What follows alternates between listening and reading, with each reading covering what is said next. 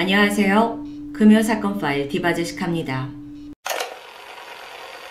2003년 4월 18일 오전 고물상을 운영하던 56세 김씨는 부업으로 가드레일을 보수하는 일도 하고 있었습니다. 그날 그는 강원도 광치령에 있는 한 국도에 도착해서 동료 2명과 함께 일을 시작하고 있었죠. 그러던 오전 10시 40분 그는 도로변에 있는 커다란 포대 3개를 발견하게 되는데 마침 본업이 생각나서 반갑게 느껴졌습니다. 이 포대들이 근처 농가에서 내놓은 고철 폐기물이라고 생각했기 때문입니다. 그런데 가까이 다가갈수록 좀 이상했습니다. 고철을 담은 것 치고는 포대 자루가 가지런했고 게다가 주변에 파리가 들끓고 있었기 때문이었죠. 결국 포대로 다가가 손을 대보니 감촉이 물컹합니다. 물론 로드킬을 당한 동물을 누가 포대에 넣어서 버렸을 수도 있습니다. 그는 포대 바깥쪽을 좀 더 자세히 만져보다가 이내 놀라고 말았죠. 분명 사람의 발바닥이 느껴졌기 때문입니다. 잠시 후 현장에 도착한 경찰들은 포대를 직접 풀어 확인했고 안에는 잔혹하게 훼손된 성인 남자의 토막 시신이 들어있었습니다. 시신은 목부터 가슴, 그리고 배꼽부터 넓적다리, 그리고 다리 2개 이렇게 각각 3부위로 나뉜 상태로 비닐봉투에 담겨서 포대자루 속에 3개로 나눠져서 들어있었죠. 이 현장의 정확한 위치는 강원도 인제군 인제읍 가을이 광치령 고갯길의 31번 국도입니다. 여긴 첩첩 산중에 있는 좁은 도로예요. 그런데 여러분, 인제하면 떠오르는 사건이 있지 않나요? 얼마 전 금사파에서 소개한 인제대교 사망사건. 사실 이 토막 시신 사건이 발견된 날은 바로 2개월 전에 발생한 인제대교 사망사건의 수사본부가 해체되는 날이었습니다. 그러니까 두 사건이 굉장히 가까운 시점에 발생을 했죠. 당시에 강원지방경찰청 형사, 광역수사대, 기동수사대 총 50명의 인력들이 수사를 마치고 집에 돌아가려고 집을 싸고 있었는데 이 토막 사건이 발생하면서 다시 짐을 풀고 두 사건의 연관성을 모색하면서 수사가 진행됩니다. 얼마 후 국과수 부검이 진행됐습니다. 그리고 이 시신에 몇 가지 특이점이 발견돼요. 먼저 포대 3개 그 어디에도 피해자의 머리와 팔꿈치 아래의 양팔이 보이지 않습니다. 인력을 다 동원했고 한 달이 넘도록 나머지 신체 부위를 수색했지만 끝내 발견하지 못했죠. 여러분, 시신이 누구인지 그 신원을 밝혀낼 유력한 단서는 보통 지문과 치아 정보입니다. 근데 그걸 알 수 있는 중요한 부위가 없는 겁니다. 그렇게 이 사건은 신원 파악부터 막히기 시작했죠.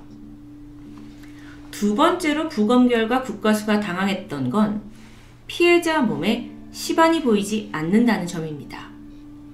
이 시반이라는 게 사망을 한 후에 서너 시간 이후부터 혈액이 바닥 쪽으로 가라앉으면서 피부에 나타나는 자줏빛 반점을 말합니다. 이 시반을 통해서 피해자가 사망한 지 얼마나 됐는지 정도를 추정할 수 있는데요.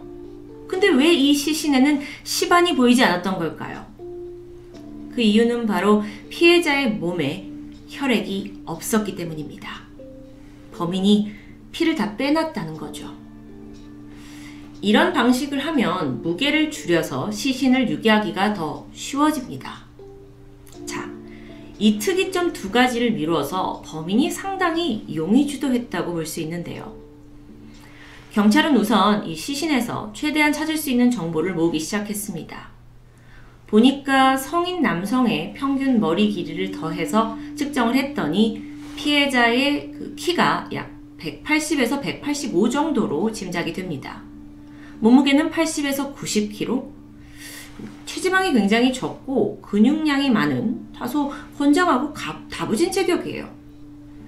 신체 특징으로는 다리 털이 적고 왼쪽 어깨에 2개의 주사 자국, 그리고 왼쪽 등에 물사마귀, 왼쪽 엉덩이에 2개의 점 등이 있었습니다.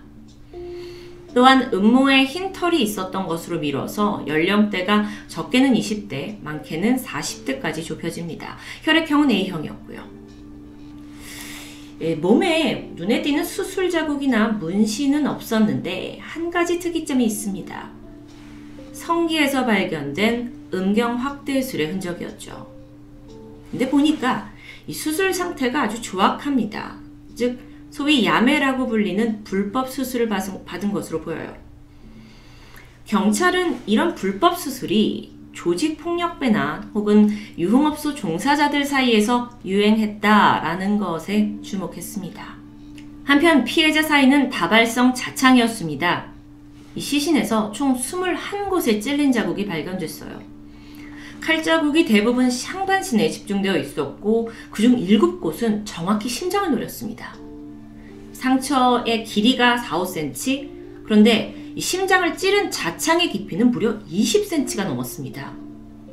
자, 이걸 두고 부검인은 피해자가 이미 사망을 했을 텐데도 범인이 계속 가해를 한 것으로 보인다고 말했습니다. 즉 어떤 원한이나 분노에 의한 범죄였음을 짐작할 수 있겠죠.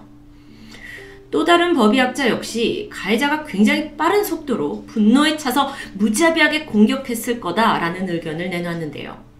그만큼 이 두 사람 사이엔 분명히 어떤 앙금이 있었던 겁니다.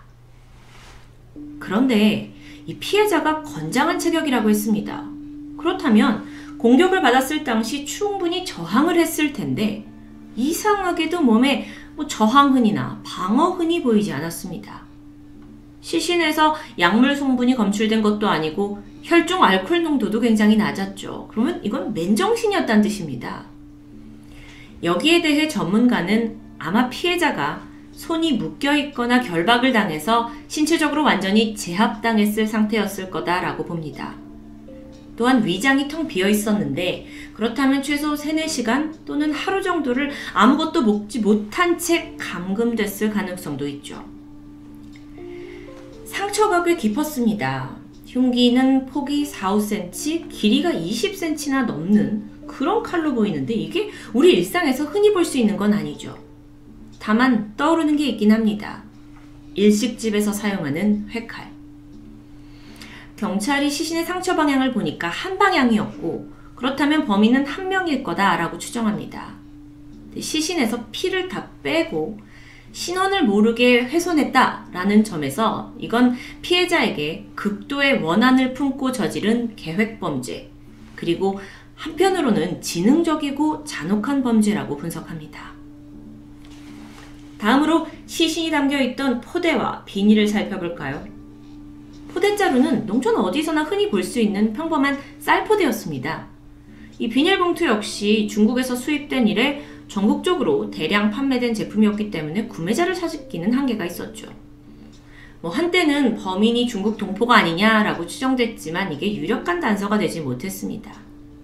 다만 범인이 평소에도 포대를 사용하는 직업을 가졌을 가능성이 높다라고 분석됩니다. 한때 이 피해자 신원과 관련해서 이걸 밝혀내는 게 핵심인데 보니까 인근에 실종 신고 접수된 사람이 없어요. 이걸로 봐서 어쩌면 다른 지역에서 범행을 저지르고 일부러 산이 많고 외진 인제로 와서 시신을 유기한 게 아닌가라고 짐작할 수 있겠죠. 경찰은 수사를 전국으로 확대했고 우선은 실종자 중에 이 피해자가 있는지 찾기에 나섰습니다. 3개월 이상 이게 수색과 탐문이 이어졌고 전단지 뿌렸고 또 전국에 있는 미귀가자, 가출, 실종자 가족한테 이 피해자 정보가 담긴 우편물을 다 발송했습니다. 근데 상당한 노력에도 불구하고 신원은커녕 유전자가 일치하는 사람조차 찾을 수가 없었죠. 어쩌면 피해자는 가족이 없는 무연고자일 수도 있습니다. 그렇게 2003년 사건이 발생한 이래 이 해결 방법을 찾지 못한 채 사건은 제자리에 머물렀고 미제가 되는 듯 했습니다. 그러던 2017년 사건이 강원지방경찰청 미제 전담팀으로 이관돼요. 그러면서 경찰이 이 시신의 훼손 상태와 또 범행 도구를 통해서 다시 단서를 쫓게 되는데 보니까 과거의 부검 소견서에는 시신을 무엇으로 훼손했는가에 대해 동력을 이용한 도구 이렇게 좀 뭉뚱그려서만 적혀 있었습니다. 그런데 다시 국과수에 재분석을 해보니까 훼손 도구가 구체적으로 체인이 달린 휴대용 전기톱이다 라는 회신을 받게 돼요. 그동안 범죄수사 과학기술이 발전하면서 새롭게 발견된 사실이었죠. 체인이 달린 휴대용 전기톱. 그런데 전문가들은 관절이 아닌 뼈 부분을 절단한 방법이 상당히 독특하다고 봤습니다. 그렇다면 범인이 이 전기톱을 쓰는데 이미 상당히 자신감이 있는 사람일 것이고 해부학적인 지식은 없어도 범죄 자체에 대한 지식을 가진 것은 분명해 보입니다. 뿐만 아니라 시신에서 또 다른 특이점이 있었는데 범인이 전기톱으로 끝까지 뼈를 절단하다가 마지막 끝부분은 일부러 자력으로 부러뜨린 점이 발견돼요. 이게 좀 특이하죠. 그런데 이런 방식은 나무를 벌목하는 과정과 유사합니다. 즉 범인은 평소 전기톱으로 능숙하게 나무를 자르는 벌목을 했던 사람일 가능성이 제기된 겁니다. 한편 시신을 유기한 이 광치령 31번 국도는 주로 인제에서 양구를 지나 춘천을 갈 때 이용되는 도로입니다. 시신이 콘크리트 방어벽 뒤에서 발견이 됐는데 생각해보면 범인이 사람이 없는 야간에 여기에 차를 몰고 와서 방어벽 앞에 차를 세워놓고 포대자루를 꺼내서 유기를 하고 재빨리 사라졌을 것으로 추정되죠. 그렇다면 목격자는 없었을까요? 실험을 해보니까 포대 하나가 22에서 23kg, 그걸 유기하는데 약 35초가 걸렸습니다. 물론 범인이 이제 목격자가 혹시도 있을 수 있다라는 게 두려워서 아예 차에 탄 채 시신을 던져버렸을 가능성도 있어요. 그 순간을 포착했을 누군가를 간절히 찾았지만 하필 이 현장이 또 밤이 빨리 찾아오는 인제 시골이고 또 목격자가 있다고 해도 범인의 얼굴을 정확히 본다는 건 사실상 좀 힘들어 보입니다. 주민들마저 이 국도의 존재 자체를 모르는 사람이 많았다고 해요. 여기는 근데 덕이 외진이라면 찾아오기 힘든 곳이죠.